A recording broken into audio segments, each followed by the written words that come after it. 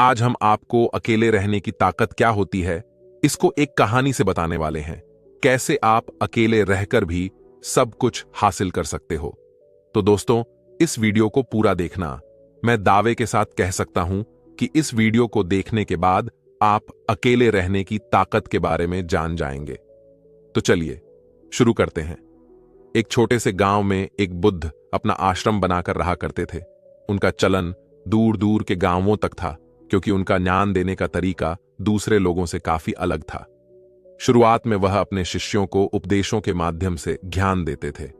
उसके बाद वह अपने शिष्यों को उस ज्ञान का अनुसरण करके अपने व्यावहारिक जीवन में उतारने को कहते थे। दोस्तों, एक बार उस आश्रम में एक राजा अपने बेटे को लेकर पहुंचता है। राजा ने उस बुद्ध से प्रार्थना की और कहा कि आप मेरे बेटे को अपने आश्रम में रहने दें और उसे अपना शिष्य बनाकर अपने तरीके से उसे ज्ञान दें। बुद्ध ने मुस्कुराते हुए कहा कि आज से तुम्हारे बेटे की सारी जिम्मेदारी मेरे कंधों पर है। फिर राजा वहां से चला जाता है। बुद्ध उस राजा के बेटे को समझाते हुए कहते हैं कि यहां दूर दूर से गरीब और अमीर लोगों के बच्चे आते हैं, लेकिन अगर तुम अपने आप को दूसरों से महान समझोगे तो तुम ज्ञान ग्रहण नहीं कर पाओगे। अगर तुम्हें ज्ञान ग्रहण करना है तो तुम्हें दूसरों की तरह अपने आप को साधारण समझना होगा। यही ज्ञान ग्रहण करने की सबसे पहली सीढ़ी होती है। इतना कहने के बाद बुद्ध उस बच्चे को सारे शिष्यों से मिलाते हैं, लेकिन बच्चों ने राजा को जाते हुए देख लिया था। इसीलिए सभी बच्चे समझ गए थे कि यह बच्चा राजा का बेटा है। इसी वजह से आश्रम के सभी बच्चे राजा के बेटे की तरफ आकर्षित हो गए। जब बुद्ध राजा के बेटे को लेकर टहल रहे थे तो राजा का बेटा अचानक फूट फूट कर रो होने लगा, क्योंकि अभी वह सिर्फ 12 वर्ष का था और 12 वर्ष की आयु में उसके पिता उसे अपने से दूर करके चले गए थे। यह सदमा वह बच्चा सहन नहीं कर पा रहा था। वह नहीं समझ पा रहा था कि उसके पिता उसकी भलाई के लिए उसे उस बुद्ध के पास छोड़कर गए हैं। उसे रोते हुए देखकर बुद्ध ने कहा कि बेटा, मैं तुम्हें चुप नहीं कराऊंगा। हो सकता है कि आज मैं तुम्हारे आंसू पोंछ दूं, लेकिन कल तुम फिर अपने आप को अकेला पाओगे। याद रखना, जीवन में इंसान अकेला ही आता है और अकेला ही जाता है। जितनी जल्दी जो इंसान इस बात को समझ लेता है, उतनी जल्दी वह इंसान आत्मज्ञान के रास्ते पर निकल जाता है। बुद्ध ने अपनी बात आगे बढ़ाते हुए कहा कि जो इंसान अकेला रहना सीख लेता है वही खुद से प्यार कर पाता है, और जो खुद से प्यार करना जानता है वह किसी के भी जाने का अफसोस नहीं करता, क्योंकि वह खुद से ही प्यार करता है। फिर बुद्ध उस लड़के से कहते हैं, धीरे धीरे तुम आश्रम के माहौल में ढल जाओगे। शुरुआत में तुम्हें समस्या आ सकती है, लेकिन कुछ दिन बाद तुम्हें यही जगह बहुत अच्छी लगने लगेगी। इतना कहते ही फिर बुद्ध उस शिष्य को अपने साथ लेकर आश्रम में वापस लौट आए। उस शिष्य को भी सांत्वना मिली, क्योंकि बुद्ध की आंखों में एक पूर्व शांति झलक रही थी। उसके बाद शाम होती है तो राजा का बेटा रात्रि का भोजन करने के लिए भोजन कक्ष में पहुंचा है, तो आसपास के सभी शिष्य उसके पास आने लगे। उन सभी को पता था कि यह राजा का बेटा है, और अगर हम इससे दोस्ती कर लेते हैं तो उससे हमारा बहुत फायदा होने वाला है। यही सोचकर आश्रम के ज्यादातर शिष्यों ने उसे घेर लिया था। बस कुछ बच्चे जो अकेले रहने का महत्व समझते थे, जो दिखावे में विश्वास नहीं करते थे, वह उस सम्राट के बेटे के पास जाने की बजाय अपना पूरा ध्यान खाने पर लगा रहे थे और एकांत में बैठकर अपना भोजन कर रहे थे। कुछ दिनों के बाद राजा के बेटे को आश्रम के ज्यादातर बच्चों के साथ दोस्ती हो गई। अब वह आश्रम में उन बच्चों के साथ घूमता और उन्हीं के साथ अपना ज्यादातर समय बिताता। आखिरकार वह राजा का बेटा था, सुख सुविधाओं में पला हुआ था। महल में उसके आसपास बहुत से दास और दासियां होते थे। आश्रम में आसपास अपने मित्रों से घिरे होना, वही दिनचर्या उसने इस आश्रम में भी अपना ली थी। ऐसा नहीं था कि बुद्ध को यह सब पता नहीं था, पर बुद्ध उसे अलग तरीके से ज्ञान देना चाहते थे। बुद्ध एक दिन उस शिष्य को अपने साथ एक ऊंची चोटी पर ले गए। चोटी पर पहुंचकर बुद्ध ने उसे शिष्य से कहा कि अब तुम्हारा ज्ञान पूरा हो चुका है, बस एक आखिरी रात तुम्हें यहां पर बितानी होगी। उसके बाद अगले दिन शाम को मैं तुम्हारे राजमहल में तुमको पहुंचा दूंगा वह बच्चा। यह बात सुनकर बहुत खुश हो गया कि अब मैं वापस अपने राजमहल चला जाऊंगा। फिर से मेरे दास और दासियां मेरे पास होंगी। उस शिष्य ने बुद्ध से पूछा कि बू, मुझे आज रात आप यहां छोटी पर रहने को क्यों कह रहे हैं? आखिर मुझे कौन सा आखिरी ज्ञान यहां से मिलेगा? बुद्ध ने मुस्कुराते हुए कहा कि यहां चट्टान के पीछे तुम्हें छिपकर बैठना होगा। यहां पर रोज रात को एक बाज आता है, तुम्हें उस बाज को बहुत गौर से देखना है, उसकी हर गतिविधि को अच्छे से देखना है, और उस बाज को देखने के बाद अगले दिन अगर तुम उस बाज की खूबियां मुझे बता पाए तो मैं तुम्हें तुम्हारे राजमहल वापस भिजवा दूंगा। और हां, सुबह आने से पहले एक बात पर और ध्यान देना है। एक चरवाहा यहां पर अपनी भेड़ बकरियों को चराने के लिए आता है। उन बकरियों को भी अच्छे से देखना और उनकी गतिविधियों पर ध्यान देना। इतना कहकर बुद्ध वहां से चले जाते हैं। फिर काफी वक्त बीतने के बाद आधी रात में एक बाज अपने बच्चों के साथ वहां आया। बाज अपनी गतिविधि करने लगा। राजा के बेटे ने पूरी रात बाज की गतिविधियों को ध्यानपूर्वक देखा। फिर सुबह होने के बाद जब चरवाहा अपनी भेड़ बकरियों को लेकर आता है तो उसने एक अभूतपूर्व दृश्य देखा। उसने देखा कि बाज एक बकरी के बच्चे को अपने पंजों से उठाकर आसमान में चला गया। उसने उस बकरी के बच्चे का शिकार कर लिया था। वह सारा दृश्य देखकर राजा का बेटा बुद्ध के पास आश्रम पहुंच गया। इससे पहले बुद्ध उससे कुछ पूछते, वह बच्चा कहता है, बुद्ध देव, आप सारे आश्रम के बच्चों को यहां बुलवा लीजिए। बुद्ध ने सारे बच्चों को बुला लिया।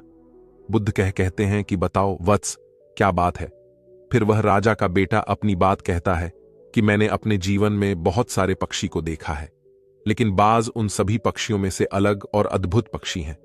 उदाहरण के लिए एक तोता तो बहुत बोलता है, लेकिन वह कभी आसमान की ऊंचाइयों को छू नहीं सकता।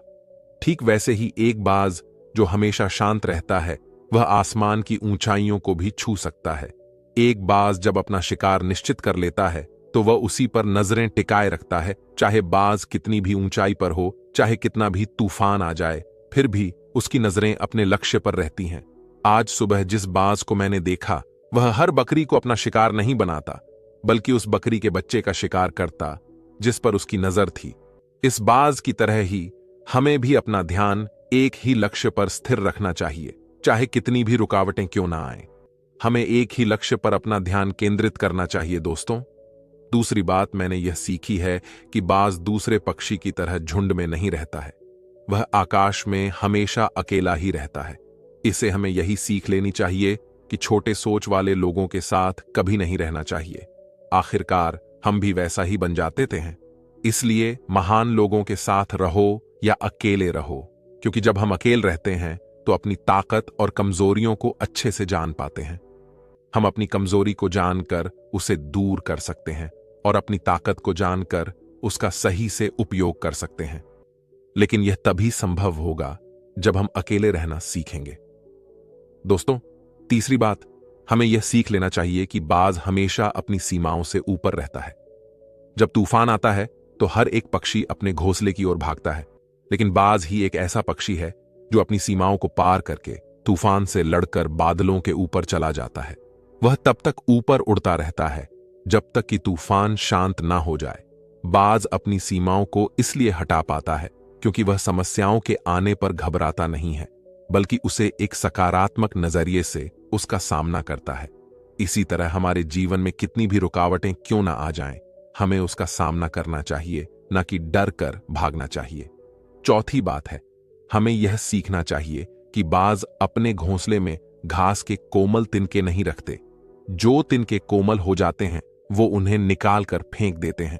उसी तरह चाहे आपको कितनी भी आरामदायक जिंदगी क्यों ना मिली हो, उससे ऊपर उठकर आलस्य को दूर करके जीवन में मेहनत करते रहना चाहिए। जीवन में शारीरिक मेहनत और पसीना बहाना चाहिए, जिसे आप मजबूत बनते चले जाएंगे। हर रोज अपने आप को चुनौतियां दो, हर दिन मुश्किलों का सामना करो, क्योंकि यही मुश्किलें आपको मजबूत बनाएगी। आपने जंगल में लोमर्ढों को झुंड में शिकार करते हुए देखा होगा, लेकिन एक बाज हमेशा अकेला ही शिकार करता है। जानता है कि झुंड में रहना हौसला तो देता है, लेकिन साहस छीन जाता है। यह बातें बोलकर फिर से राजा का पुत्र बकरियों की विशेषता बताता है। वह कहता है कि बकरियां हमेशा झुंड में ही चलती हैं। उन्हें झुंड में एक साथ चलने से हिम्मत मिलती है, लेकिन जैसे ही उन पर शिकार होता है, बकरियां तीतर बितर हो जाती हैं। उनमें से एक भी बकरियां अपनी साथी की मदद के लिए नहीं आती हैं। इससे हमें यह सीख मिलती है कि हमारे साथ चाहे कितने भी लोग हो, कि किसी पर यकीन मत करना। यकीन करना है तो सिर्फ अपने पर करो। क्योंकि बुरा समय आने पर बकरी की तरह लोग भी तीतर बितर हो जाएंगे और आपको पता भी नहीं चलेगा। इतना कहते ही राजा के पुत्र ने बुद्ध को प्रणाम किया और बोला, हे बुद्ध, अगर मेरे से कोई सीख बाकी रह गई हो तो कृपा करके आप बता दें। बुद्ध ने सभी बच्चों से कहा कि जो अभी इस बच्चे ने बताया यह सारी बातें सही हैं, लेकिन यह सारी खूबियां तभी आप में आएगी जब आप अकेले रहने का अभ्यास करेंगे। आपने देखा होगा कि बाज कभी भी दूसरे पक्षी की तरह झुंड में नहीं रहता। वह आसमान में अकेला उड़ता रहता है और अकेले रहने के कारण वह अपनी ताकत और कमियों को जान पाता है और खुद को और ज्यादा मजबूत बना लेता है। उसको पता होता है कि यह तूफान तो जा चुका है, लेकिन दूसरा आने वाला तूफान इससे भी खतरनाक हो सकता है। इसलिए बाज पहले से ही खुद को शक्तिशाली बना लेता है। ठीक वैसे ही अगर आप भी दोस्तों से घिरे रहते हो तो आपको अपनी ताकत का पता नहीं चलेगा। आप जो भी काम करना शुरू करोगे आपके लगेगा आपके दोस्त मदद कर देंगे, पर यह गलत बात है दोस्तों। कुछ काम आपको अकेले रहकर भी करने होंगे। कभी कभी ऐसा समय आता है कि आपके पास कोई नहीं होगा आपका साथ देने वाला। तब आपको याद आएगा कि इससे अच्छा तो मैं खुद से ही कर लेता। तो दोस्तों, आपको भी बाज की तरह स्ट्रांग बनना होगा, तभी आप जिंदगी में सफल होंगे। इस दुनिया में आपके घर वालों को छोड़कर कोई दूसरा आपका साथ नहीं देगा। यदि आपके साथ कभी गलत हो तो आपको बाज की तरह बनना होगा, तभी आप खुद से और दुनिया से लड़ सकते हो। नहीं तो आज के समय में आपका पड़ोसी भी आपका बुरा करना चाहता है। दोस्तों, आपको जो भी काम करना हो खुद से करो, किसी के साथ का इंतजार मत करो, खुद से ही काम पर लग जाओ। आप एक दिन कामयाब जरूर होंगे। इतना कहकर बुद्ध ने अपनी बात खत्म करते हुए कहते हैं कि मैं आज रात इस राजा के बेटे को इसके राजमहल में वापस पहुंचा दूंगा, क्योंकि इसकी सिख यहीं पर खत्म होती है। और यह कहकर बुद्ध राजा के बेटे को उसके राजमहल छोड़ आए। अकेलापन एक ऐसा शब्द जिससे सब घबराते हैं। अगर मैं कहूं कि आपको अकेले रहना है तो आप परेशान हो जाएंगे, क्योंकि हमें इसकी आदत नहीं है, ना ही हम ऐसा करना चाहते हैं। बदलते जमाने के साथ लोगों का रहन सहन तो बदल ही रहा है, साथ ही जीने का तरीका भी बदल रहा है। कई लोग ऐसे हैं जो किसी मजबूरी में, जैसे नौकरी इत्यादि के कारण अकेले रहते, तो कई लोग ऐसे हैं जो अपनी मर्जी से अकेले रहना पसंद करते हैं, अपने काम को सच्ची लगन से अकेले ही करते हैं। जो लोग अपने मर्जी से अकेले रहते हैं उनमें कुछ अलग ही गुण होते हैं। ऐसे लोग जीवन में सफलता जल्दी कर लेते हैं। अकेले रहने के फायदे अगर आपने समझ लिया तो समझो आपने पूरी जिंदगी समझ ली। अकेले रहना किसी के लिए वाकई कम नहीं है अकेले रहने का, लेकिन यह भी मतलब नहीं है कि हम अपने घर परिवार मित्रों से दूर रहे। अकेले रहने की भी एक कला है जो आगे आपको इस कहानी में पता चलेगा। अकेले रहने का यह मतलब है एकांत में रहकर अपने काम को, अपने सम्मान को, अपने प्रतिष्ठा को, अपने अंदर झांकने की कला को, अपने उज्जवल भविष्य को आप कैसे आगे बढ़ा सकते हैं, उसके बारे में जानना। हम अकेले रहने के उन 7 अमूल्य गुणों के बारे में भी जानेंगे।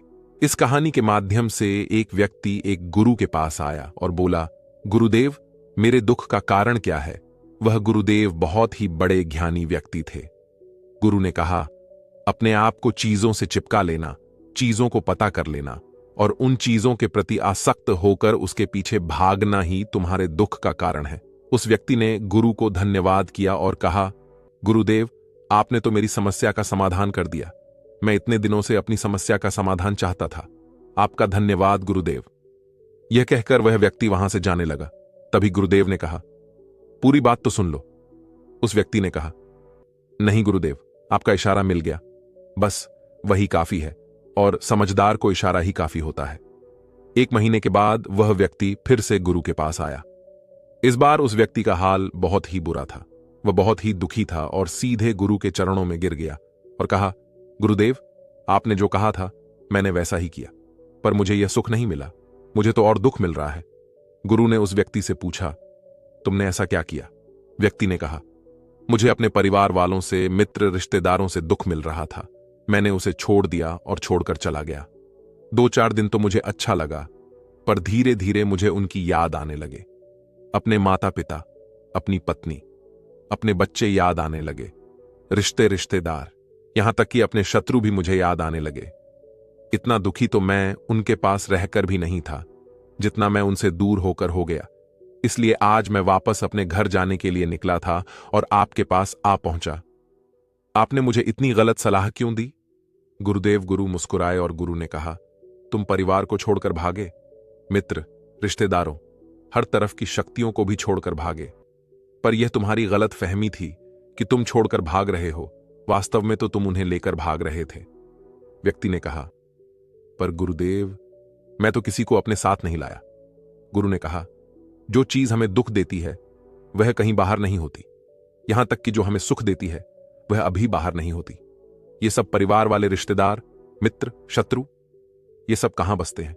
ये सब हमारे मन में बसते हैं। और जब तुम भागे तो तुम अपने मन को साथ लेकर भागे, और तुम्हारे मन में ये सब तुम्हारे साथ भाग रहे थे तो तुम इनसे कहीं दूर गए ही नहीं। जब जो चीजें मन में बसी हो और वह आसपास हो, वह हमें बहुत लगता है, पर वह बहुत कम होता है।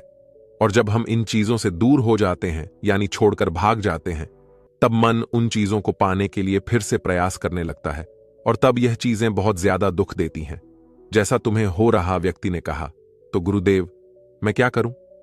चीजों के साथ रहो तो दुख चीजों को छोड़कर जाओ। तो दुख क्या, मैंने सिर्फ दुख उठाने के लिए ही जन्म लिया है? गुरु जोर से हंसने लगा और कहा, यह बात बिल्कुल सत्य है। यहां सब सिर्फ दुख उठाने के लिए जन्मते हैं, पर यह भी सत्य है कि इन दुखों के पार सुख है, और उन सुख के पार दुख है, फिर सुख और फिर दुख है। जिन चीजों में हमें सुख नजर आता है वह दुख देते हैं, और जिनमें दुख नजर आता है वही सुख का कारण बन जाते हैं। फिर उस व्यक्ति ने कहा, गुरुदेव, क्या इस सुख दुख के माया जाल से बाहर निकलने का कोई रास्ता नहीं है? गुरु ने कहा, रास्ता तो है, मगर तुम इसी दुनिया में रहना चाहते, इन सब के साथ रहना चाहते हो तो तुम्हें एक काम करना होगा। तुम ऐसे ही रहो जैसे कि तुम इस दुनिया में अकेले हो। सबके साथ रहो पर अकेले रहो। व्यक्ति ने कहा, पर गुरुदेव, यह कैसे हो सकता है? गुरु उस व्यक्ति को एक जगह पर ले गए जहां एक मेला लगा हुआ था। वहां बहुत भीड़ थी। गुरु ने कहा, देखो, अपने आसपास यहां किसी को जानते हो क्या? व्यक्ति ने कहा, नहीं, यहां तो कोई भी मेरी जान पहचान का नहीं है। गुरु ने कहा, क्या तुम यहां अकेले हो? व्यक्ति बोला, हां गुरुदेव, बिल्कुल अकेला। गुरु ने कहा, नहीं, तुम्हारे मन में कुछ चल रहा है, तुम अकेले नहीं हो। व्यक्ति ने कहा, हां, मैं जल्दी से जल्द अपने घर जाना चाहता हूं। अपने पत्नी से, अपने बच्चों से, अपने माता पिता से मिलना चाहता हूं, अपने मित्रों से मिलना चाहता हूं। वही मेरे मन में चल रहा है। गुरु ने कहा, अब यह सब भूलकर आंखें बंद कर लो और अपना ध्यान यहां होने वाली आवाजों पर लगा दो। व्यक्ति ने ऐसा ही किया, और जैसे ही उसने अपनी आंखें बंद की और सारा ध्यान वहां हो रही आवाजों पर लगा दिया, उसे एक अकेलापन, एकांत महसूस हुआ। उसे लगा कि वह इतनी बड़ी भीड़ में भी अकेला है। सभी आवाजों के ऊपर ध्यान लगाने के कारण किसी आवाज का कोई महत्व नहीं था, बस आवाज ही थी और हुआ था। उसने अपनी आंखें खोली और कहा, गुरुदेव, यहां तो मैं बिल्कुल अकेला हूं। सब है पर कुछ नहीं है। गुरु ने कहा, बस इसी तरह अकेले होना है। तुम रहो सबके साथ भीतर से, लेकिन अकेले रहो, साथ में सब हो पर मन में कोई ना हो। जिसने इस तरह से अकेले जीना सीख लिया, उसे कभी जीवन में दुख नहीं होगा। उसे चीजें दुख नहीं देगी। वह हर चीज में आनंद की प्राप्ति कर सकता है। गुरु ने आगे कहा, महान सफलताएं अकेलेपन से ही शुरू होती हैं। अकेलापन ही हमें उनसे मिलाता है। अपने अकेलेपन को नकारात्मक मत समझना, बल्कि उसे एकांत समझकर खुद को जानने का प्रयास करो। जब तुम्हें एकांत पसंद आने लगे तो समझो तुम्हारा वास्तविक वजूद तुमसे मिलना चाहता है। इसलिए अपने इस एकांत प्रेम का सम्मान करो। गुरु बोले, मैं तुम्हें 7 ऐसी खूबियों के बारे में बताता हूं जो अकेले रहने वाले लोगों में पाई जाती है और उन्हें दूसरों से अलग बेहतर बनाती है। गुरु ने कहना शुरू किया, पहली खूबी जो एकांत में रहने वाले लोगों में पाई जाती है वह यह है कि ऐसे लोगों की तुलना में खुद के प्रति ज्यादा जागरूक होते हैं। वह खुद के भाव और आचरण के बारे में ज्यादा गहराई से जानते हैं। ऐसा इसीलिए होता है क्योंकि जब हम अकेले होते हैं तो हमें खुद के बारे में सोचने का काफी समय मिल जाता है, जिससे हम खुद के व्यवहार को अच्छे से समझ पाते हैं। एकांत में रहने वाले लोग खुद की कमजोरी और ताकत को भी अच्छे से जान पाते, जिससे वह दूसरे लोगों की तुलना में किसी भी खराब परिस्थिति का सामना ज्यादा अच्छे से कर सकते हैं। फिर गुरु ने कहा, अकेले रहने वाले लोगों की दूसरी खूबी है कि यह सकारात्मक सोच वाले लोग होते हैं। देखो, जब बहुत से लोग हमारे साथ होते हैं तो वहां एक दूसरे से तुलना, जलन, घमंड, लालच जैसे को विचार अपने आप ही मन में आने लगते हैं। फिर इंसान इन विचारों के बस में आकर उल्टे सीधे काम करने लगता है। हालांकि ऐसा नहीं है कि एकांत में रहने वाले लोगों के मन में यह विचार नहीं आते, लेकिन क्योंकि वह अकेले हैं, इसने दूसरों से तुलना, जलन, घमंड जैसे विचार उनके मन में दूसरों की तुलना में थोड़ा कमाते, साथ ही अकेले रहने की वजह से उन्हें खुद के बारे में सोचने का ज्यादा समय बीता है, जिससे वह अपने नकारात्मक विचारों को पहचान कर उन्हें कम कर सकते हैं, जिसके कारण ऐसे एकांत में रहने वाले लोग ज्यादा सकारात्मक होते हैं। इसलिए अकेले रहने वाले लोगों की तीसरी खासियत यह है कि यह लोग ज्यादा अनुशासित और आत्मनिर्भर होते, क्योंकि अकेले रहने वाले लोगों को अपनी ज्यादातर काम खुद से ही करने पड़ते हैं। इसलिए यह दूसरों की तुलना में ज्यादा आत्मनिर्भर होते हैं। साथ ही ऐसे लोगों को दूसरों का काम भी पसंद नहीं आता। यह अपना काम खुद करने पर ही भरोसा करते हैं। साथ ही यह लोग कोशिश भी करते हैं कि दूसरों से कम सहायता लेनी पड़े, पर क्योंकि ऐसे लोग आत्मनिर्भर और अपने काम को लेकर स्पष्ट होते हैं, ऐसे लोग अनुशासित भी होते हैं। यह लोग अपने समय की कद्र करते हैं और दूसरों का भी समय बर्बाद नहीं करते। अकेले होने की वजह से ऐसे लोग एक निश्चित दिनचर्या का पालन भी करते हैं, जिससे यह लोग ज्यादा व्यवस्थित होते हैं और यह भी इनके अनुशासित होने का एक कारण है।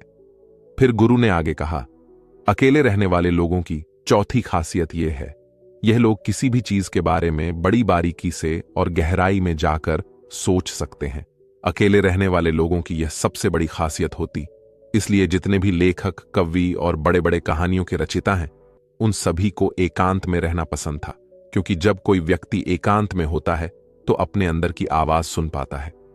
जितने भी बड़े आविष्कार हुए हैं, उन सब की शुरुआत एकांत में हुई थी, क्योंकि एकांत में रहकर ही किसी भी चीज के बारे में बड़ी बारीकी से सोचा और समझा जा सकता है। गुरु ने कहा, एकांत में रहने वाले लोगों के बारे में खूबी यह है कि इनका व्यक्तित्व सबसे अलग हटकर होता है। वह लोग ज्यादातर दूसरे लोगों के साथ रहते हैं। यह अकेले रह ही नहीं पाते, वह कितनी भी कोशिश कर रहे, लेकिन जाने अनजाने में सही, लेकिन दूसरे के व्यक्तित्व का कुछ हिस्सा उनके अंदर आ ही जाता है। दूसरों के आदतें, दूसरों के विचार उनके अंदर प्रवेश कर ही चाहते हैं, जिससे उनके व्यक्तित्व में वह अनूठापन, वह निरालापन नहीं आता था।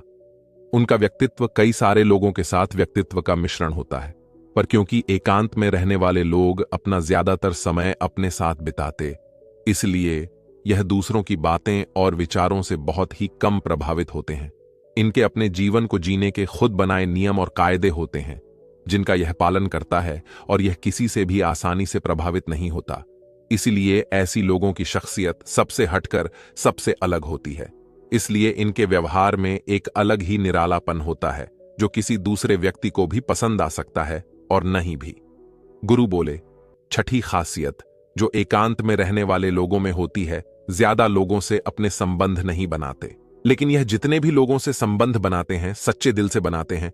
ऐसे लोगों के बहुत ही कम दोस्त होते हैं, लेकिन जितने भी होते हैं, यह उनसे अपने दोस्ती को पूरी ईमानदारी से निभाने की कोशिश करते हैं। अक्सर लोगों को यह लगता है कि एकांत में रहने वाले लोग बहुत कम बात करते। देखिए, उनसे पूछिए, जिनसे यह दिल से जुड़े होते हैं, उनसे ये कितनी बातें करते हैं। वैसे लोग इन्हें अपना मान लेते हैं और वह इनके सामने अपने पूरे दिल की बात रख देते हैं। अकेले रहने वाले लोग बहुत ही कम लोगों के साथ संबंध रखते हैं, लेकिन बुरे वक्त पड़ने पर वह अपनी तरफ से पूरी मदद करने के लिए तैयार रहते हैं। इसलिए इनके रिश्ते कम लोगों से तो होते हैं, लेकिन जिनके साथ भी होते हैं बहुत मजबूत होते हैं। अगली खासियत, अकेले रहने वाले लोग मानसिक तौर पर और भावनात्मक रूप से मजबूत होते हैं, क्योंकि उन्हें पता होता है कि अगर कोई समस्या उनके ऊपर आती है तो उन्हें अकेले ही उन समस्या से निपटना पड़ेगा। ऐसी बात करने से उनके अंदर खुद के प्रति आत्मविश्वास बढ़ जाता है, और आत्मविश्वास एवं आत्मसम्मान के बढ़ने से वह मानसिक और भावनात्मक तौर पर और मजबूत होते चले जाते हैं, और यह मान लेते हैं कि कोई भी ऐसी समस्या नहीं है जिससे वह अपनी दृढ़ इच्छा के दम पर हरा ना सके, और यही एक सोच उन्हें दूसरों से अलग बनाती है। इतना कहने के बाद वह गुरुदेव चुप हो जाते हैं और फिर उस व्यक्ति ने कहा, गुरुदेव, आपकी सारी बात तो ठीक है, लेकिन यह एक गम कहा जा सकता है। यह अकेलापन एक वरदान है। यह सुनकर फिर गुरु ने कहा, अकेलापन हमेशा से ही एक वरदान रहा है, अगर हम उस समस्या को पूरी सकारात्मकता के साथ उपयोग कर पाए तो। क्योंकि जब हम दुनिया के लोगों के साथ होते हैं तब हम भीड़ का हिस्सा होते हैं, लेकिन जब हम अकेले होते हैं तब हम खुद के साथ होते हैं। जब हम खुद के साथ होते हैं तभी हम अपने समय का सदुपयोग, खुद का आकलन, खुद के शौक और सभी बातों पर अच्छे से ध्यान दे सकते हैं और अपनी कमजोरियों पर काबू पा सकते हैं। और ऐसा कह सकते हैं कि सच में अच्छाई की राह और इंसानियत के मंजिल भी पा सकते हैं। उस व्यक्ति को गुरु की पूरी बात समझ में आ गई और वह गुरु को धन्यवाद किया और वहां से चला गया। तो दोस्तों, जिन चीजों को हम पाना चाहते हैं वह तब तक हमें दुख देती है जब तक कि हम उसे पा ना लें। जब हम उसे पा लेते हैं तब वह फिर से हमें दुख देती है कि वह कहीं हमसे छूट ना जाए, और जब वह हमसे छूट जाती है तो फिर से हमें वह दुख देती है। उसके जाने का दुख तो बहुत गहरा होता है। जीवन भर हम एक चीज को पकड़ते हैं, फिर दूसरी चीज को पकड़ते हैं, फिर तीसरी चीज को पकड़ते हैं और फिर पीछे की चीजों को विदा करते रहते। इसी तरह हम सुख पकड़ते हुए दुख को पकड़ते चले जाते हैं। पर जिस व्यक्ति ने अकेले रहना सीख लिया, वह परिवार में, समाज में सब कुछ करते हुए आनंद की प्राप्ति करते हैं। सारे कार्यों को पूरा करते हुए सुख से जीता है और आनंद से जीता है। दोस्तों, गरीबी एक बहुत ही मुश्किल और दुखद चीज है। गरीबी में इंसान को बहुत कुछ महसूस होता है। उसकी भावनाएं बहुत उदासी और दर्द से भरी होती हैं। वह अपने आप को बहुत ही लाचार महसूस करता है। कई बार वह महसूस करता है कि वह कुछ नहीं कर सकता। उसकी लाइफ में कई समस्याएं होती हैं। गरीबी में रहने वाला व्यक्ति बहुत सीमाओं में फंसा होता है। कई बार गरीब इंसान अपने परिवार को 2 वक्त का खाना खिलाने के लिए भी मुश्किलों का सामना करता है। उसके भाग्य में जो भी खुशियां हो, लेकिन उसे वह खुशियां आसानी से नहीं मिलती। मानो कोई अनकहा नियम हो या कोई कुदरत की ताकत हो जो उसके पास पैसा आने से रोक रही हो, या कोई ऐसी बात है जो कि वह इंसान गलत कर रहा हो। वह अपने सपनों को पूरा करने में भी हारा हुआ महसूस करता है। लेकिन दुनिया की मां ने तो हमें हमेशा आशा रखनी चाहिए कि कुछ अच्छा होगा, क्योंकि कहते हैं ना, जब रास्ता मुश्किल होता है तो आपका धीरज और आपकी कड़ी मेहनत ही आपकी सबसे बड़ी ताकत होती है। लेकिन क्या हो जब आप खेल ही ऐसा खेल रहे हो जहां आपकी हार पक्की हो? क्या हो जब तुम्हें पता चले कि तुम जो कुछ भी समझते और सोचते आए हो, सफलता और पैसे के बारे में, वह सब पाने का कोई तरीका हो और आप उस तरीके, उस नियम से वंचित हो, तब हमारा धीरज और हमारी लाख कोशिशों का भी नाकाम होना तय है। दोस्तों, अगर किसी खेल में जीतना है तो हमें उस खेल के नियम मालूम होना बहुत जरूरी होता है। नियमों को समझने के बाद ही हम यह जान सकते हैं कि हमें कैसे इन नियमों को अपने हित में इस्तेमाल करना है। आज हम ऐसे ही कुछ नियमों को एक बौद्ध कहानी के द्वारा जानेंगे। तो चलिए बिना किसी देरी के शुरू करते हैं। आज की यह कहानी बहुत समय पहले की बात है। एक छोटे से गांव मुक्तिपथ, वह अपनी गरीबी से बहुत ज्यादा परेशान था। प्रकाश की जिंदगी बहुत ही कठिन से भरी थी। वह एक गरीब परिवार से था और उसके पास आर्थिक समस्याएं थीं जिन्होंने उसे बहुत परेशान कर दिया था। वह एक छोटे से किराना दुकान में काम करता था, लेकिन उसकी कमाई इतनी थी कि घर के आर्थिक बोझ को सहना मुश्किल हो रहा था। एक दिन परेशान होकर वह छोटा मन करके एक पेड़ के नीचे बैठा रो रहा था। रास्ते में उसे उसका एक पुराना मित्र मिला। इस मित्र से मिलने पर उसका चेहरा खुशियों से भर गया, क्योंकि वह अपने दोस्त से बहुत समय बाद मिल रहा। बचपन से ही प्रकाश अपने इस प्रिय मित्र से करीब था। वह दोनों बहुत ही खुश हो गए थे। उसका मित्र पूछता है, प्रकाश, तुम कहां जा रहे हो और आजकल क्या कर रहे हो? तब प्रकाश ने उदास मन से अपनी सारी परेशानी अपने मित्र को बताई कि कैसे वह गरीबी से परेशान है और अपने घर वालों की जरूरत भी नहीं पूरी कर पा रहा। 2 वक्त की रोटी कमाना भी उसे बहुत मुश्किल हो गया है। तब उसके मित्र ने उससे कहा, मित्र, घबराओ मत, यहीं पास में एक गुरु है, वह तुम्हारी मदद जरूर कर सकते हैं। तुम्हें एक बार उनके पास जाना चाहिए। अपने मित्र की बात सुनकर प्रकाश उस गुरु के पास पहुंच जाता है और उनसे कहता है, गुरु, इस दुनिया में कुछ लोग इतने सफल हैं कि करोड़ों अरबों कमा रहे हैं, जबकि कुछ लोग ऐसे भी हैं जिन्हें गरीबी की वजह से एक वक्त की रोटी भी नसीब नहीं होती। आखिर ऐसा क्यों होता है? भगवान तो सबका एक ही है, चाहे अमीर हो या गरीब, सेहत तंदुरुस्त हो या बीमार, और फिर चाहे वह किसी भी जाति का हो। आखिर वह तो सबका भगवान है, तो फिर वह ऐसा क्यों करता है? किसी को ढेरों पैसा दे देता है तो वही किसी को भूखा रखता है। उस गुरु ने उस व्यक्ति की बात सुनी और बोले, बच्चा तुम बिल्कुल सही कह रहे हो, वह भगवान हम सभी का है, चाहे वह कोई भी हो, किसी भी जाति का हो, लेकिन हम भी तो सब उसी की परछाई हैं। तो फिर हम सभी को एक समान होना चाहिए, लेकिन हम भी तो सब एक समान नहीं है, एक जैसे नहीं है। आपस में लड़ते हैं, झगड़ते हैं, तो भला वह हमें एक जैसा क्यों बनाएगा? ये तो सोचने की बात होती है। अच्छा, तुम मुझे एक बात बताओ, माना कि तुम्हारे दो बच्चे हैं, एक बहुत ही समझदार है और वहीं दूसरा बच्चा सही नहीं है। वह नशा करता है, पैसा बर्बाद करता है। फिर तुम्हारे पास तुम्हारे दोनों बच्चे आते हैं और तुमसे कुछ पैसा मांगते हैं, जो कि तुम्हारे पास उतने ही पैसे हैं। तो तुम पैसा किसे दोगे? जाहिर सी बात है, तुम पैसा उसे ही दोगे जो पैसे की अहमियत को जानता है, उसे कैसे खर्च करना है, या उससे कैसे और ज्यादा पैसा के लिए 3 काम करो। पहला, अपने लक्ष्य को एक काग कमाया जा सकता है जो इस बात को जानता है। यकीनन तुम पैसा उसे ही दोगे, ना कि उसे दोगे जो पैसा बर्बाद करता है। नशा के लिए तुम क्या कर सकते हो? करता है, पैसे की अहमियत नहीं समझता, तुम पैसा उसे बिल्कुल नहीं दोगे। भगवान भी ऐसा ही करता है। मैं यह नहीं कहता कि तुम नशा करते हो या तुम गलत हो, बल्कि मेरे कहने का मतलब यह है कि तुम यह नहीं जानते कि पैसा कैसे मैनेज किया जाता है। और जो अमीर लोग होते हैं वह पैसे को करना जानते हैं। उनकी कुछ अच्छी आदतें भी होती हैं, कुछ उनके नियम होते हैं जो अमीर को और अमीर बना देती है और गरीब को और गरीब। अगर कोई भी इंसान उन नियमों का पालन करता है, उन्हें अपने जीवन में उतारता है, तो वह भी बहुत जल्दी अमीर बन सकता है। तब उस व्यक्ति ने कहा कि हे गुरुवर, कृपया करके आप हमें बताएं, वह कौन सी आदतें हैं, वह कौन से नियम है, मैं अपने जीवन में जरूर अपनाऊंगा। तब उस गुरु ने कहा कि ठीक है बच्चा, आज मैं तुम्हें उन नियमों में से 13 नियमों के बारे में बताऊंगा, जिन्हें अपनाकर तुम भी सफल लोगों की लिस्ट में आ सकते हो और खुशहाली से भरा जीवन जी सकते हो। बस उन नियमों को ध्यान से सुनना और अपने जीवन में जरूर आना। उन नियमों में से पहला नियम है कभी हार ना मानने की आदत, क्योंकि कभी हार ना मानने की आदत ही एक दिन तुमको सफल बना सकती है, और सफल लोग कभी हार नहीं मानते। अगर आपको भी सफल होना है तो सबसे पहले अपने आप को कंफर्ट जोन से निकालकर काम करना पड़ेगा। आपके काम में कितनी ही मुश्किल क्यों ना हो, लेकिन आपको हर मुश्किल का सामना करके अपने काम को पूरा करना पड़ेगा। जिनके अंदर अपने सपनों को पाने के लिए जोश और जुनून होता है, वह हर मुश्किलों का सामना कर लेते हैं। इसीलिए सक्सेसफुल का पहला नियम यही कहता है कि आपको कभी हार नहीं मानना है। दूसरा नियम यह है कि दूसरों की बातों को सुनना बंद कर दो।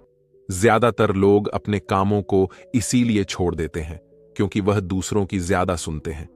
वह यह समझ नहीं पाते कि लोगों का यही काम होता है कि बढ़ते हुए लोग को पीछे कैसे खींचे और उनके काम को कैसे बर्बाद करें। अगर आप कोई ऐसा काम कर रहे हो जिसके बारे में लोग कहते हैं कि तुमसे नहीं हो पाएगा, तो उन लोगों को जवाब तुम बिल्कुल मत देना, बल्कि उन लोगों को जवाब तुम अपने काम से देना। उसी काम को पूरा करके दिखा देना जिससे उन लोगों को जवाब अपने आप मिल जाएगा। और फिर अगर लोग आपको देखकर या फिर आपके काम को देखकर आपकी कॉपी करने लगे हैं, तुम समझ जाओ कि आप सफल हो रहे हो, क्योंकि लोग सफल लोगों की ही कॉपी करते हैं। असफल लोगों को कोई कॉपी नहीं करता। अब से आप जो भी काम करो उसमें इतना खो जाओ कि लोगों की आवाज आपको सुनाई ना दे। इसीलिए अगर आप सफल होना चाहते हो तो दूसरों की बातों को सुनना बंद कर दो। तीसरा नियम यह कहता है कि रिस्क लेना शुरू कर दो। आप कोई भी काम शुरू कर लो, आपको हर काम में रिस्क लेना ही होगा। बिना रिस्क के लिए आप कोई भी काम नहीं कर सकते। लेकिन अगर आपको सफल होना है तो आपको रिस्क लेना ही होगा। अगर आप सही तरीके से रिस्क लेना सीख गए तो आप किसी भी काम को आसानी से पूरा कर सकते हो। अगर आपको लगता है कि सफलता रातों रात मिल जाती है, तो ये सोच आपकी बिल्कुल गलत है, क्योंकि सफल पाने के लिए आपको रात दिन मेहनत करनी पड़ेगी, आपको अपना दिमाग लगाना पड़ेगा, आपको अपने काम में रिस्क लेना पड़ेगा और बहुत सारी चुनौतियों का सामना भी करना पड़ेगा। आज आप जिसे देख रहे हो, जो लोग बुलंदियों को छू रहे हैं, उनके बारे में पर रहो, उनको जानो। वह कितनी बार फेल हुए हैं, लेकिन हार नहीं माने। वह समय समय में रिस्क लेते गए और आज कहां से कहां पहुंच गए। और जिस दिन आप भी रिस्क लेकर काम शुरू कर दोगे, उस दिन से समझो कि आप सफलता की ओर बढ़ना शुरू कर दिए हो। चौथा नियम यह है कि खुद पर विश्वास करना सीखो। अगर तुम्हें सच में सफल होना है तो खुद पर विश्वास करना होगा। तुम्हें विश्वास करना होगा कि तुम भी सफल और अमीर बन सकते हो। और सबसे बड़ी समस्या यही है कि ज्यादातर लोग डरते हैं। इससे उनका आत्मविश्वास खत्म हो जाता है। इंसान को यह 6 प्रकार के डर हमेशा सताते रहते हैं। पहला, गरीबी का डर। दूसरा, बुढ़ापे का डर। तीसरा, बुराई का डर। चौथा, प्यार और सम्मान खो देने का डर। बीमारी का डर। और छठा, मौत का डर। अगर आपको यह डर सताते हैं तो खुद से सकारात्मक बातें करना शुरू कर दो। हमेशा सकारात्मक बोलने से तुम्हारा डर खत्म हो जाएगा और आत्मविश्वास बढ़ जाएगा। हमेशा ही डर का सामना करना सीखो, इससे जीत तुम्हारी होगी। इस बात से समझो कि अगर कोई छोटा बच्चा गिरने के डर से चलना छोड़ दे तो क्या वह कभी चलना सीख पाएगा? मेरे हिसाब से तो बिल्कुल नहीं सीख पाएगा। तो इसी मानसिकता के साथ अपने लक्ष्य की तरफ बढ़ना शुरू कर दो। 1000 बार गिरो लेकिन कभी हार मत मानो। पांचवा नियम यह है कि आप अपने लिए एक बड़ा लक्ष्य चुनो। ज्यादातर लोगों से जब कोई पूछता है कि तुम्हारे जीवन का लक्ष्य क्या है, तो इस पर बहुत से लोग मुस्कुरा देते हैं और कहते हैं, अभी तक हमने कुछ सोचा ही नहीं। और अगर तुम्हारा भी यही उत्तर है तो इसे आज ही बदल दो। आज ही बैठकर गहराई से विचार करो और अपने जीवन का एक लक्ष्य बनाओ। नौकरी चुनना लक्ष्य नहीं होता, पर हां, वह जीवन का एक पड़ाव जरूर हो सकता है। अपना सही लक्ष्य चुनो, उसे पाने पर लिखो, सिर्फ दिमाग पर नहीं। दूसरा, अपने लक्ष्य को पानी। क्या तुम सोना कम कर सकते हो? क्या तुम ज्यादा मेहनत कर सकते हो? क्या तुम गप्पे मारना छोड़ सकते हो? या फिर क्या तुम अपने लक्ष्य की संबंधित किताबें पढ़ना शुरू कर सकते हो? तीसरा, दिन में कम से कम 3 बार अपने लक्ष्य को बोलकर पढ़ो। इससे तो तुम्हारे दिमाग में बात अच्छे से बैठ जाएगी कि अपने दिमाग से तुम क्या चाहते हो। फिर तुम्हारा दिमाग उसी दिशा में काम करने लग जाएगा और तुम्हारे सामने तुम्हारे लक्ष्य को प्राप्त करने के नए नए तरीके प्रस्तुत करना शुरू कर देगा, जिन पर काम करके तुम अपने लक्ष्य को हासिल कर सकते हो। छठा नियम यह है कि आप जो करना चाहते हो वही काम करो। आपको वही काम करना चाहिए जिस काम में आपका इंटरेस्ट है और जिस काम को करने में आपको मजा आता है। किसी के दबाव में आकर कोई भी काम शुरू मत करो।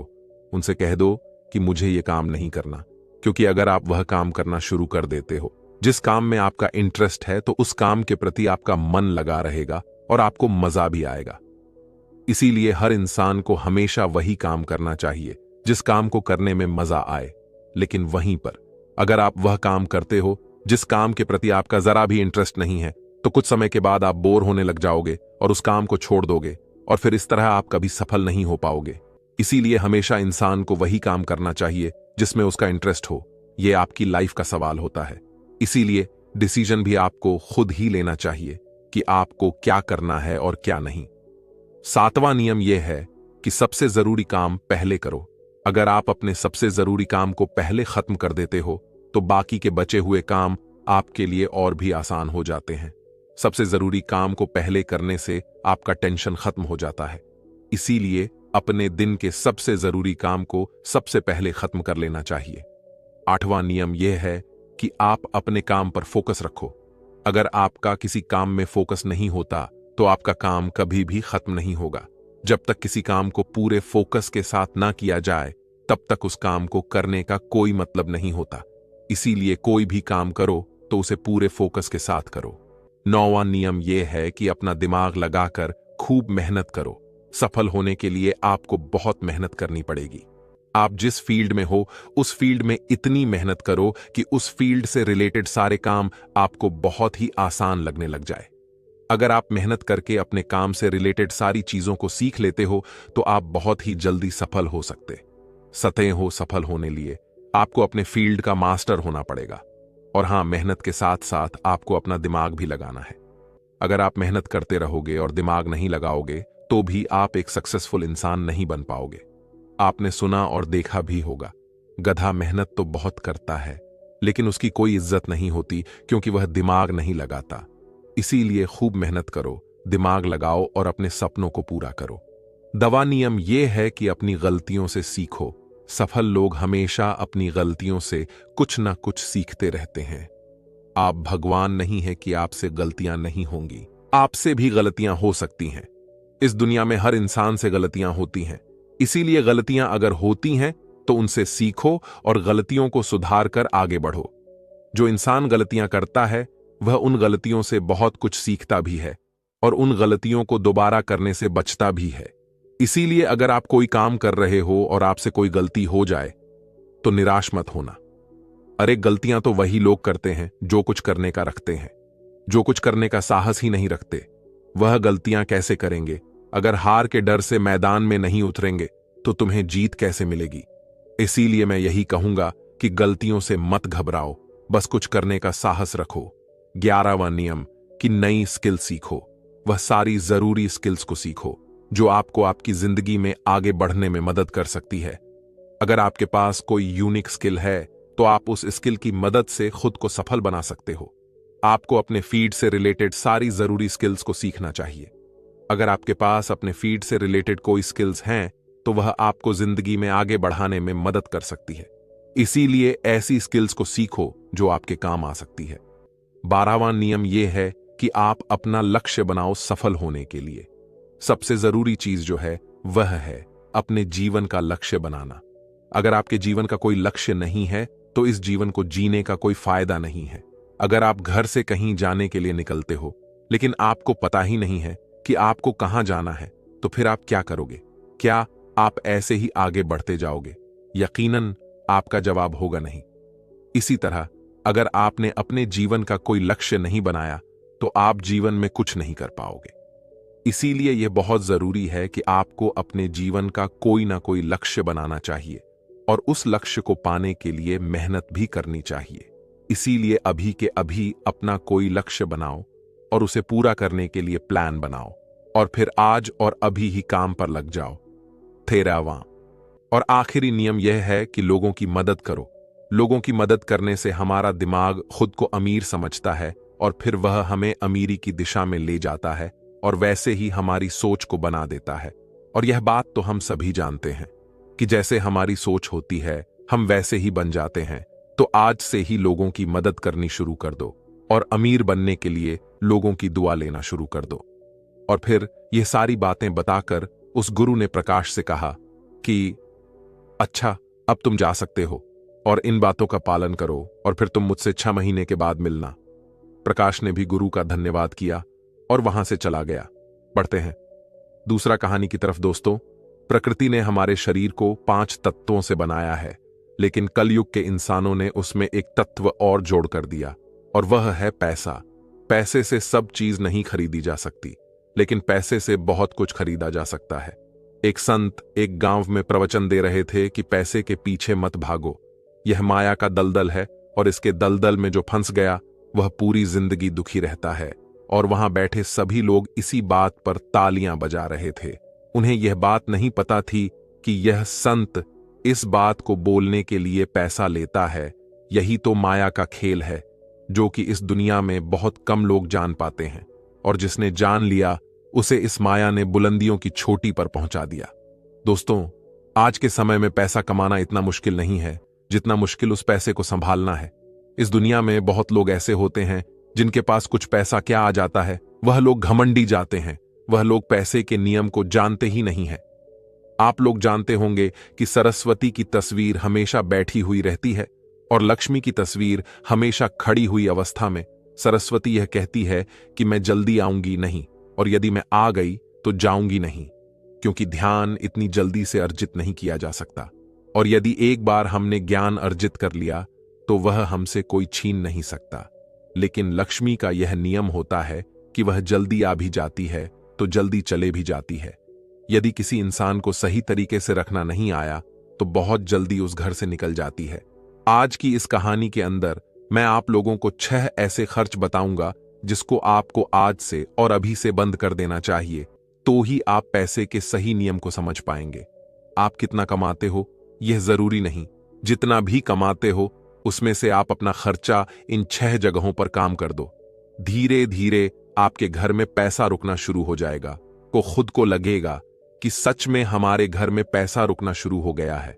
और अमीर बनने का सबसे सबसे पहला रास्ता यही होता है कि अपने खर्च को कम कर दो और ज्यादा पैसे कमाने का तरीका ढूंढो।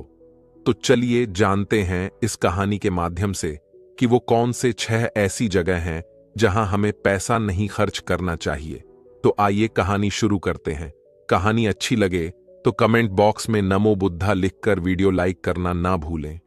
एक बार की बात है, एक गांव में 2 औरत रहती थीं। एक के पास एक भैंस थी तो दूसरी के पास एक बकरी थी। जिसके पास भैंस थी वह औरत किसी भी चीज को संभाल के रखना नहीं जानती थी। उसकी भैंस दूध तो बहुत देती थी, लेकिन उसने दूध की कीमत कभी समझी ही नहीं।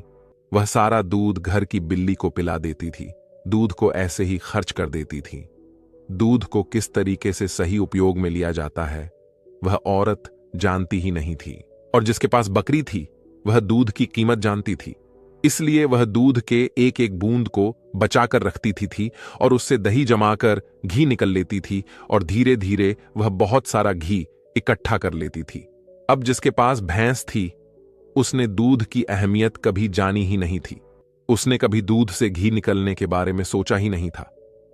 एक दिन उसके घर मेहमान आ गए और मेहमानों को सूखी रोटी नहीं खिलाई जा सकती थी, तो इसलिए वह औरत बकरी वाली औरत के पास जाकर आधा किलो घी ले आती है। वह औरत यह कहकर घी लाती है कि मैं जल्द ही अपनी भैंस के दूध का घी निकालूंगी तो तुम्हें वापस कर दूंगी, और वह बकरी वाली भरोसे उसको घी उधार के तौर पर दे देती है। अब वह भैंस वाली औरत मेहमानों को खाना खिला देती है। उसके बाद बहुत दिन निकल जाते हैं लेकिन वह घी वापस नहीं करती।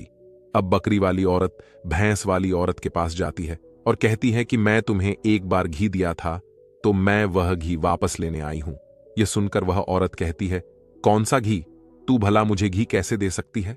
मेरे पास तो भैंस है और तेरे पास तो बकरी है, और मैं भला तुझसे उधार क्यों मांगूंगी? मेरे पास तो इतनी अच्छी भैंस है और उसका तो बहुत सारा दूध होता है, मैं तो खुद उससे दूध निकल लूंगी, मैं भला तुझसे क्यों लूंगी? यह कहकर वह घी देने से मना कर देती है। इतना सुनकर बकरी वाली औरत वापस आ जाती है, क्योंकि उसको पता था कि कोई भी उसकी बात पर विश्वास नहीं करेगा, क्योंकि उसके पास तो भैंस है। लेकिन फिर भी उसने कई लोगों से बोला पर उसका किसी ने विश्वास नहीं किया। सबका जवाब एक सा था कि भला भैंस रखने वाला इंसान बकरी रखने वाले से घी उधार क्यों लेगा। एक दिन उस गांव में एक गुरु आए तो बकरी वाली औरत उन गुरु जी के पास गई और सब कुछ बता दिया। उसके बाद गुरु ने भैंस रखने वाली औरत को बुलवाया और फिर वह भी अपनी बात बताते हुए कहती है कि गुरुदेव, ये झूठ बोल रही है, मेरे पास तो भैंस है, तो मैं इससे घी उधार क्यों लूंगी?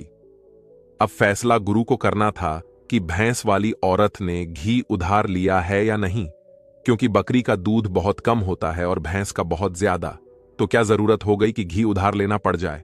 अब गुरु बहुत देर सोचते हैं और उसके बाद दोनों औरतों को बुलाकर एक एक लोटा पानी देकर कहते हैं कि जाओ और इससे अच्छे से हाथ पैर धोकर आओ। एक लोटा पानी देखकर भैंस वाली औरत कहती है कि गुरुदेव, सिर्फ एक लोटा पानी से हाथ पैर कैसे धो पाऊंगी? लेकिन बकरी वाली औरत उस लोटे को लेकर चली जाती है और वह अच्छे से अपने हाथ पांव धोती है और कुछ पानी बचा भी आती है और वापस गुरु के पास आ जाती है। लेकिन वह भैंस वाली औरत लोटा लेकर जाती है और सिर्फ हाथ धोकर लोटे को वापस लेकर आ जाती है। जैसे ही दोनों लोटों को रखा जाता है तभी गुरु कहते हैं कि भैंस रखने वाली औरत ने बकरी वाली औरत से घी उधार लिया था और उसे घी वापस करना चाहिए। अब जो गांव के लोग पास में बैठे थे उन्होंने कहा कि गुरु जी, इससे कैसे सफे होता है कि घी भैंस वाली औरत ने उधार लिया है। तो गुरु जी कहते हैं कि जरा इन लौटों को ध्यान से देखो, इस औरत ने पानी बचा भी लिया और हाथ पैर भी धो लिए। यह होती है किसी चीज की अहमियत को समझना। और दूसरी औरत ने सिर्फ हाथ धुलकर ही लौटे का सारा पानी खत्म कर दिया, क्योंकि उसको इस पानी की कीमत नहीं पाता थी। और जिस चीज की हमको कोई कदर नहीं होती, वह भले हमारे पास कितनी भी अधिक क्यों ना हो, वह नष्ट हो ही जाती है। यदि हमारे पास कोई चीज बहुत ही कम है और हमको उसकी कदर है तो जरूर उससे हम फायदा ले सकते हैं। जैसे कि बकरी वाली औरत ने दूध बचाकर उसे माखन निकाला और उसे घी बनाया, जबकि भैंस वाली औरत के पास दूध बहुत मात्रा में था, पर कदर ना होने के कारण उसके घर में मेहमानों के लिए घी नहीं था। यह बात ही सत्य है। उसके बाद भैंस रखने वाली औरत उन गुरु के चरणों में गिर जाती है और कहती है, गुरुदेव मुझे क्षमा कर दीजिए, मैं अभी घर जाकर उसको घी वापस दे दूंगी। उसके बाद कहते हैं कि बूंद बूंद से सागर भरता है। हरे पूर्वजों ने यह कहावत यूं ही नहीं बनाई। हमारी छोटी छोटी बचत ही भविष्य में महत्वपूर्ण लाभ बनकर हमें मिलती है। ये बात बहुत कम लोग जान पाते हैं। यही बात हमारे घर में लक्ष्मी पर भी लागू होती है। यदि हम लक्ष्मी को बचाएंगे तो वही लक्ष्मी हमें भविष्य में अधिक लाभ बनकर मिलेगी। तो दोस्तों, ये कहानी तो आपको समझ में आ गई होगी।